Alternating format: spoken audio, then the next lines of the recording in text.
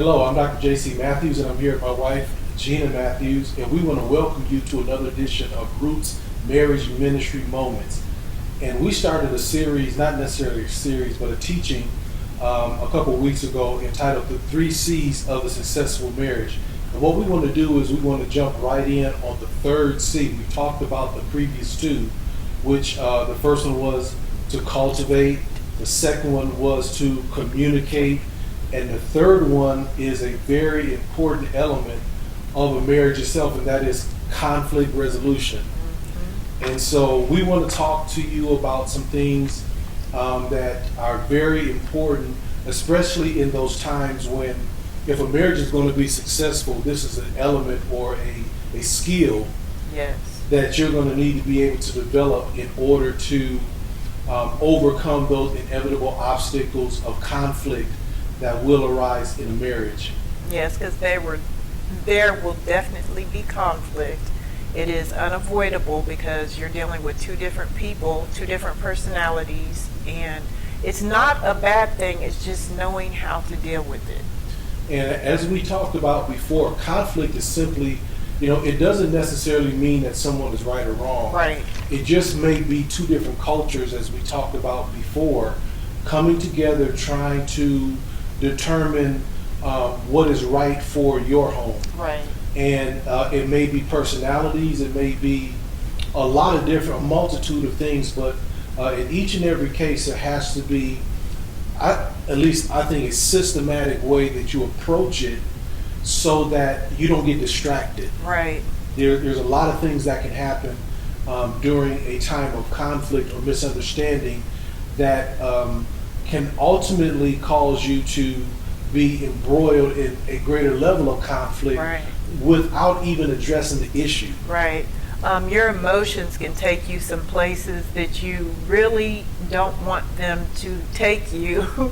You really have to learn how to put your flesh down and think in terms of a way to resolve what it is you're dealing with. And so, in my line of work, in the legal field, we have what we call alternate dispute resolution. Mm-hmm. And so I've kind of adopted some of those things that I've learned from that perspective and placed it into a marriage context. And what we try to do in the legal field is give you things necessarily that you can remember, mm-hmm. stated in such a way, and I think it's in any discipline, stated in such a way that people can remember so that it's useful. Right.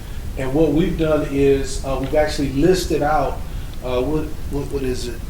It's Bates. Yeah, we've listed out about 6 or 7 different techniques that you can use to deal with or deal with a situation that involves conflict. And we use the acronym BAITS, B-A-I-T-S. Now that doesn't mean that you bait people. That's right. That simply means that the letter that we'll use to represent that particular skill or technique starts with a B, right. A, I, and there's a couple of T's, and then there's an S. So the first one is, what is it? Being present. Okay. Presence.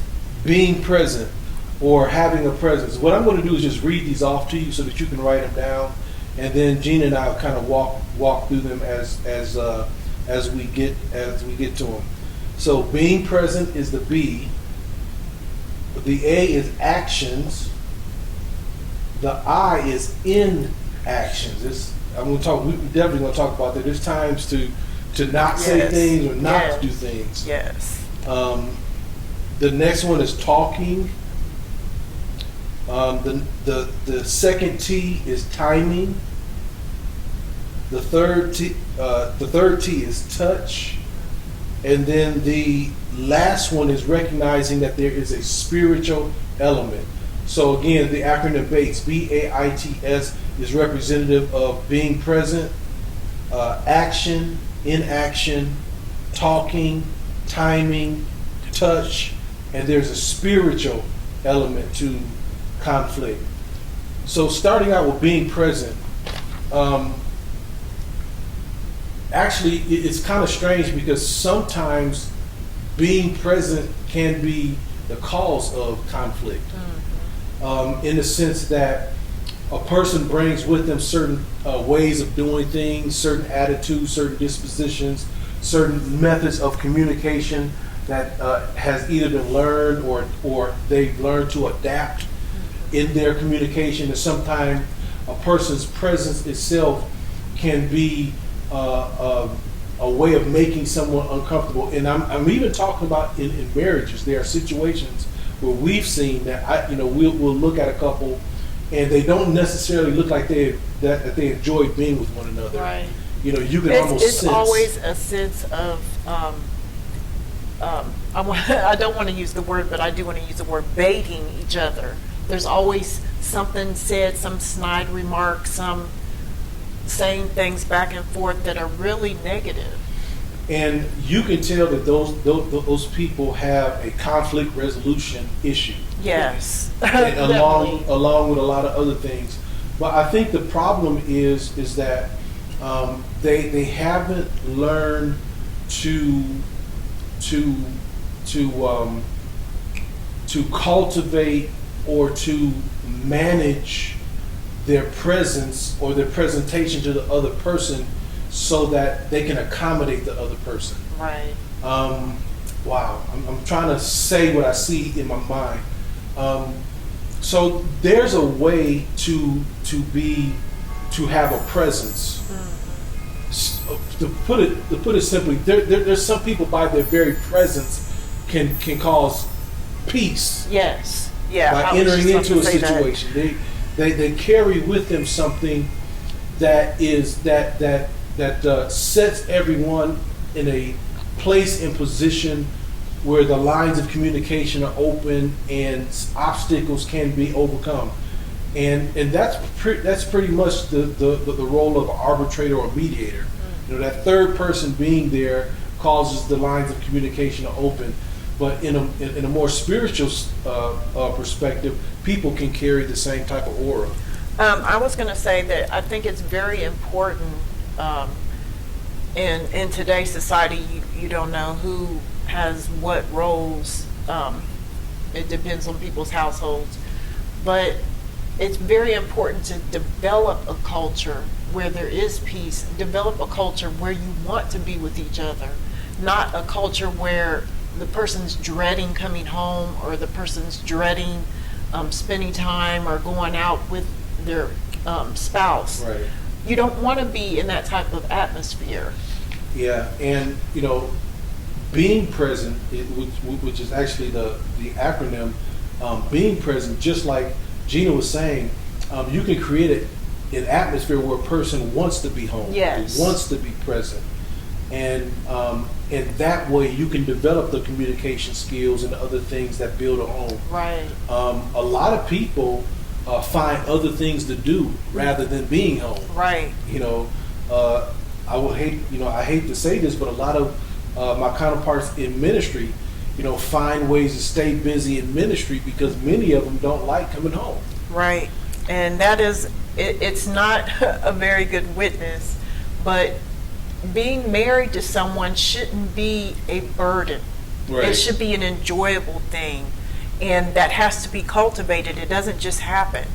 Yeah, and to make it even clearer, at least from my perspective, is that we have to recognize when we're dealing with another person that person has their own perceptions and own ways of communication and own ways of thinking, that going into our first lesson where we talked about learning your spouse, being open to learning that way of communicating, right, their perceptions and those types of things will make being present more enjoyable, because you really at that point can engage in communication. Right.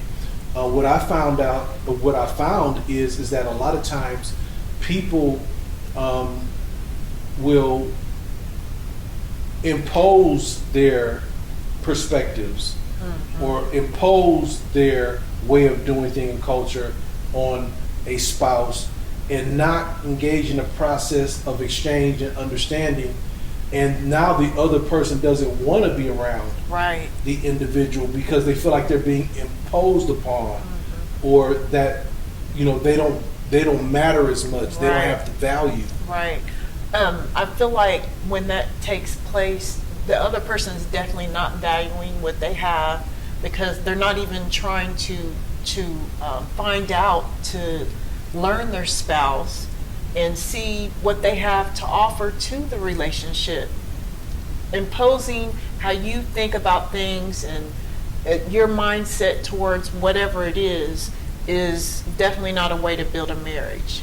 Yeah, and being present can mean a whole lot of things. What we wanted to do with this particular time with this time that we have is try to give you some cognizance that being present is necessary, but the manner in which you're present Right. is very important. You don't want to be present as a competitor Right. or a combative person. Right. You want to be present in a way that's conductive, or that is conducive towards peace and harmony in the home, and developing and appreciating the other person. Right. And so take that away as far as being present. Your presence should edify the other person. Yes, most definitely. Your presence should bring a level of security or confidence or value to the other person. Yeah. And if that's not the case, then there's more cultivation and communication that needs to take place. That's right. The other, the A in the part of the acronym BATES is actions. Actions. When you're talking about conflict resolution, you are talking about doing something that addresses the issue. Right. And I want to emphasize that, because every act or action that's part of, whether it's talking, whether it's doing something, getting flowers, or Right.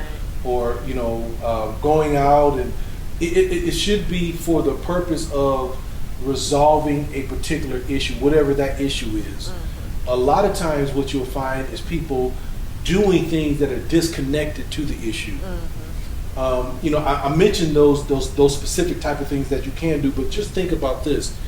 If the issue is the person doesn't trust you, Right.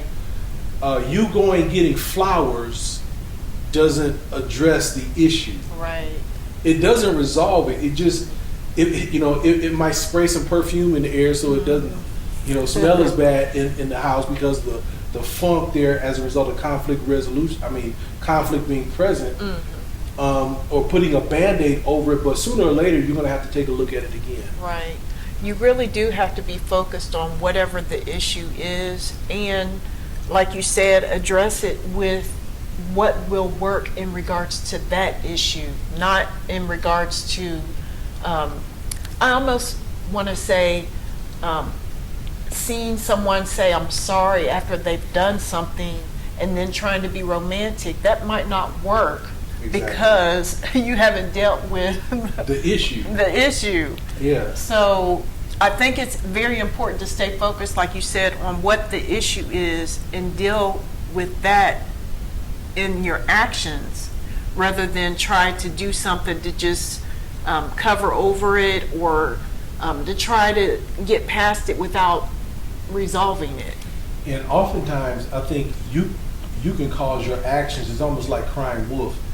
If your actions never really address the issue, and we're talking in the context of conflict resolution, you just do stuff to try to pacify, Right. or to avoid really addressing the issue.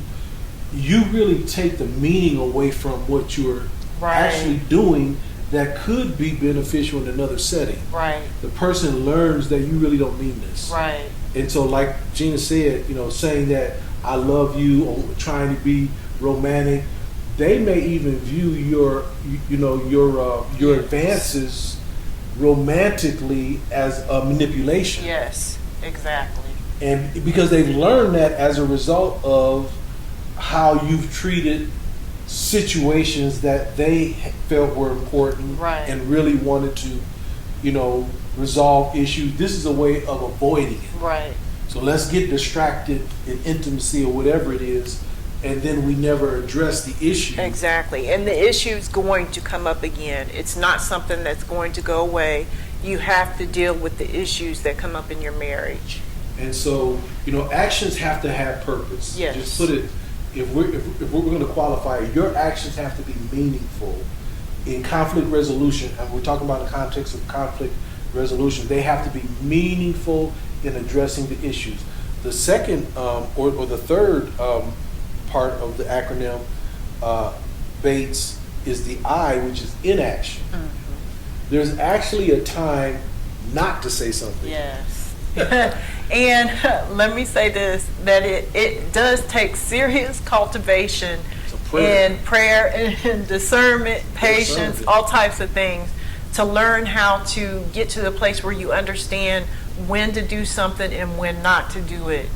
Because you can have the best intentions, and if you are not using wisdom, or you're allowing your emotions to lead you, action that may at some other time not be anything negative can totally ruin a situation, because you didn't think about it, didn't use wisdom, didn't think about, is this the appropriate time to do whatever it is. You really have to use discernment, ask God for wisdom in regards to when to do something when you're in conflict and when not to do it.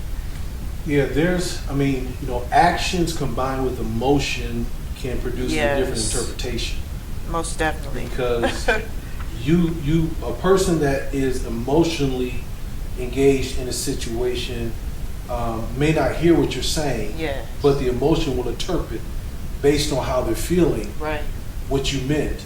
And then that act or those words that you said will not have the impact that you thought they would, because they were they were untimely. In the sense that the best thing at that particular time may have been to allow the other person or even yourself to clear your head. To get yourself at peace. One of the worst things that you can do is speak while you're under the influence of anger. And I say, it's almost like you're under the influence of alcohol or drugs or any other thing. I think that's why they call it being under the influence, and it goes to the last part, which is the spiritual element to it. You really do have to realize that and have some discernment that when things start to spiral out of proportion, and it just keeps getting higher and louder, and you get louder and you get more aggressive, and now you're trying. Listen to me. You are in dangerous territory. People are in jail. Because they have failed to recognize something else has taken over.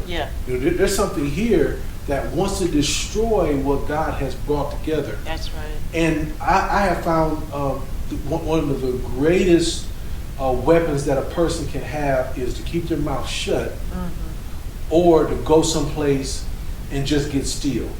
And pray. And pray and ask God to speak to you about a situation, because it's amazing that once you do that, you'll come back and you'll recognize the atmosphere is different.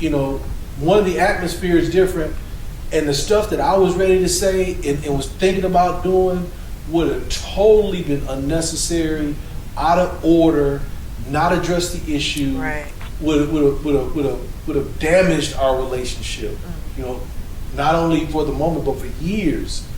And so inaction is a tool. It is. It is a skill. It is a fruit of wisdom and discernment that you have to develop. Do I need to respond to that? Exactly. Do I need to even do anything? One of the things that my pastor taught me earlier when I was coming up in ministry, he said, son, sometimes when you go visit people that are sick or that are mourning or that are going through things, it's not your responsibility to say something. Exactly. You don't get up there and say, I understand how y'all feeling. Everything's going to be all right. You don't know that. Exactly. What they need is we're going Presence. to presence. Yeah. The very first. They need the man of God present. Somebody might just need their father present, their mother present, a family member present. The worst thing some people do is start talking and quoting scriptures and trying to be all spiritual, and you just feel the whole room go in another direction. So in action. Mm-hmm. The third or the fourth. The fourth one is talking. Now we just talked. What's that? Talking. Yeah. We just talked about inaction. Mm-hmm. There's times sometimes there's times not to talk, but there are some of the most powerful things happen when you talk. Mm-hmm. And I think it is developing your speech. Yes. That will help you use talking as a form of conflict resolution. We talked about some of the things that we employ. Before we start a conversation, maybe we've started a conversation and it turned into a dispute of some form or fashion. We're disagreeing with one another, and we're starting to feel the emotions rise up. One of the things that we have learned to say is, I love you. That's right.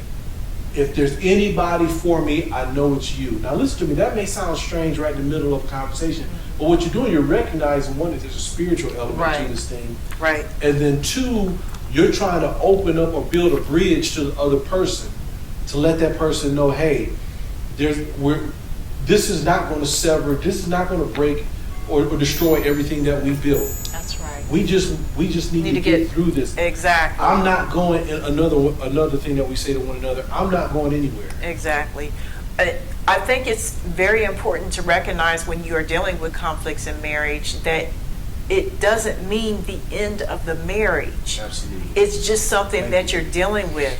When you first get married, it may seem like that because when people think about marriage, they don't think about arguments or conflict or, disagreements. They don't think about that. They're thinking about everything being romantic and they're in love and this and that. But conflict rises in every relationship. Any relationship that you've been in for any period of time that is worth having, there's going to be conflict at some time. But you have to recognize that it is a temporary thing. You will get through it if you work together at it.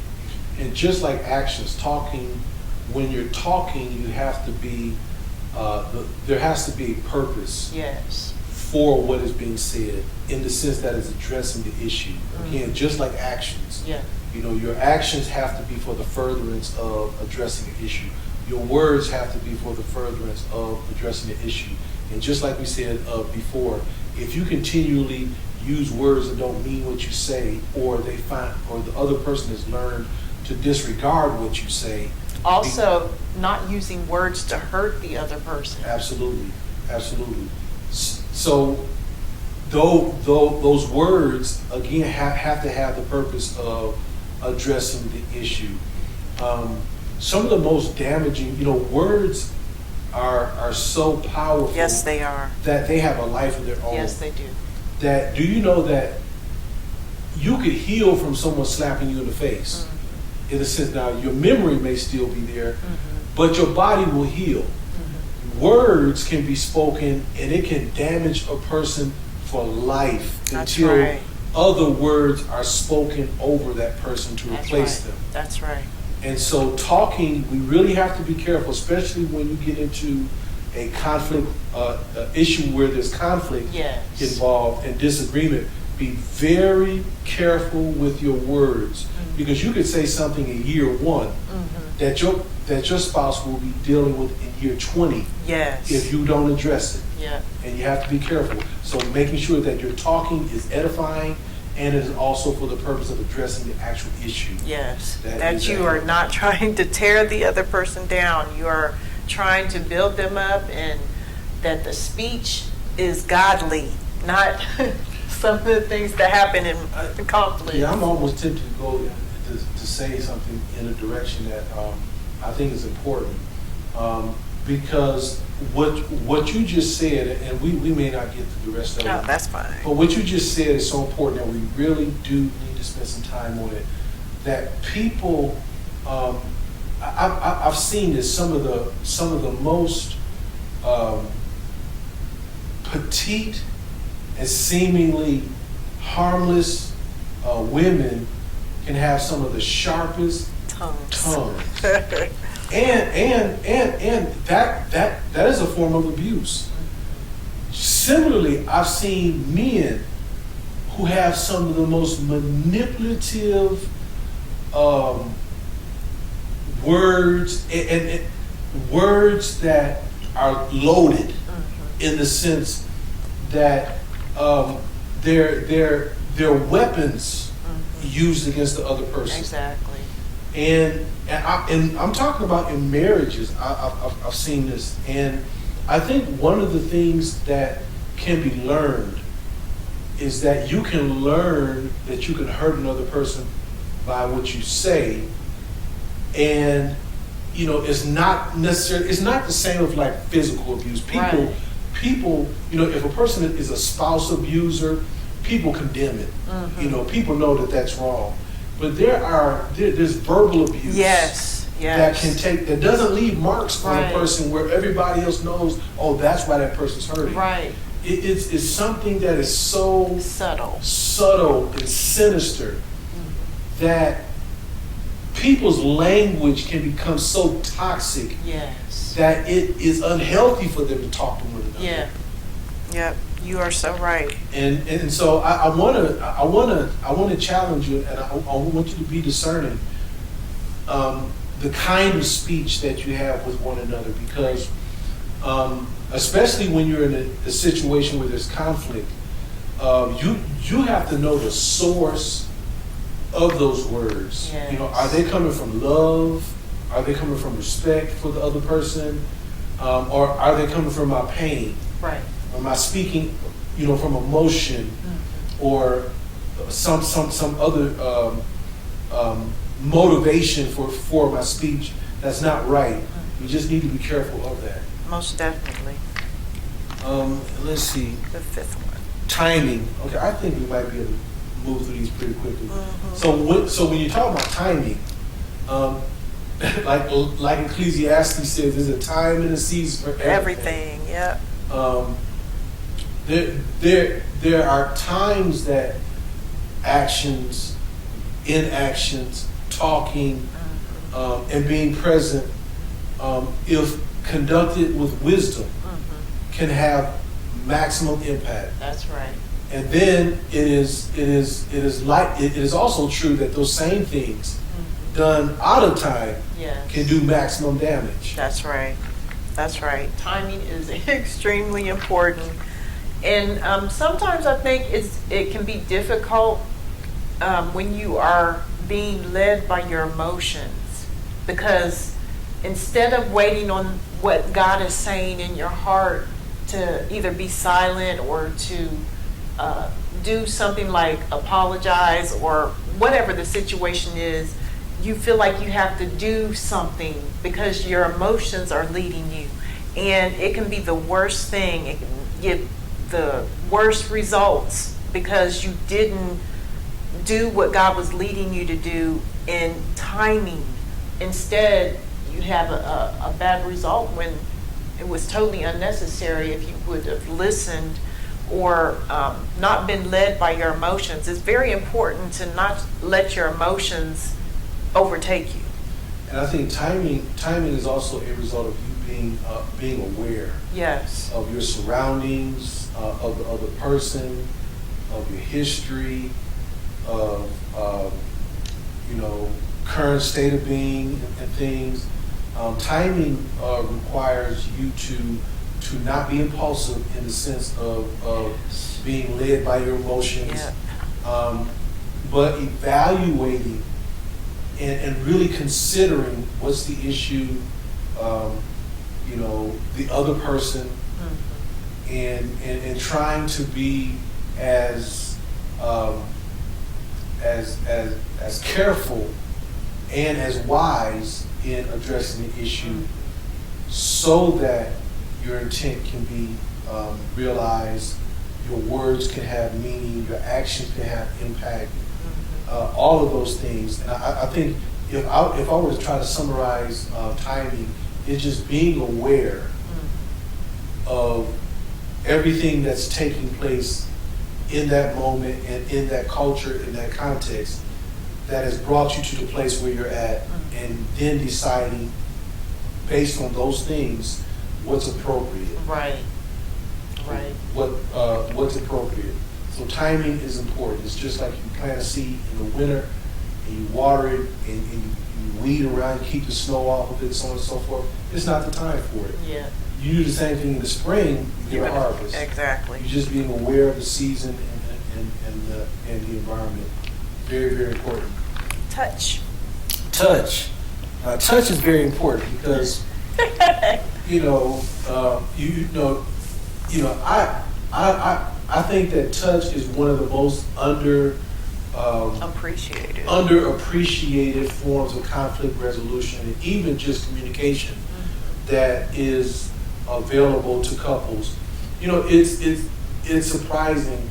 I watch so many couples that go to different conferences and things, and I'll watch how many of them hold hands. Yes. Watch rather not they even come near each other. Yeah, I mean, just when they're sitting together, I love to see couples that have been married for more than 10 years. Yes.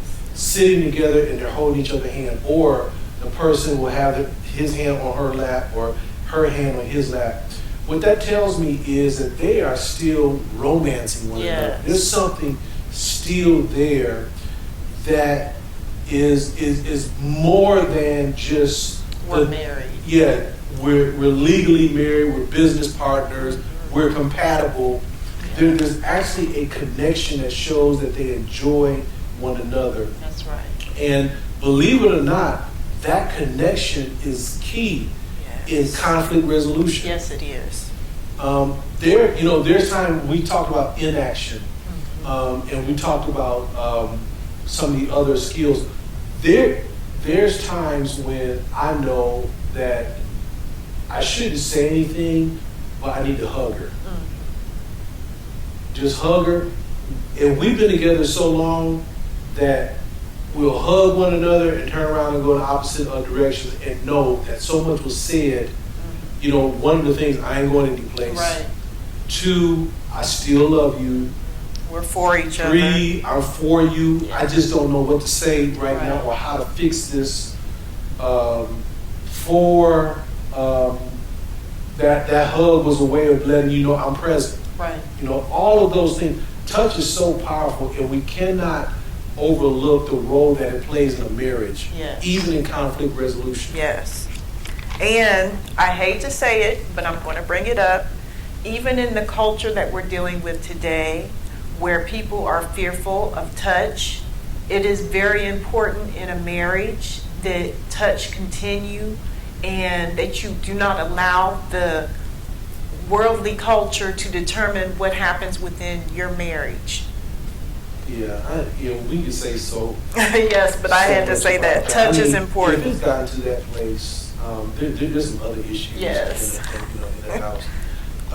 And then finally, spiritual element. We've talked about this, that you cannot, whenever there's conflict, disorder, wrath, those types of things, there's a spiritual origin or impetus behind it that is throwing fire or gas on the fire or darts into the situation that is causing it to escalate. Yes. And you have to be aware of it. I mean, this was one of the things that really, really, I think, in our conflict resolution, really opened my eyes to using some of those other skills to disarm that spirit. Yes. Because once you recognize that you're dealing with a spiritual element, it's almost like there's an awakening, and you're like, oh, like we need to stop right now and deal with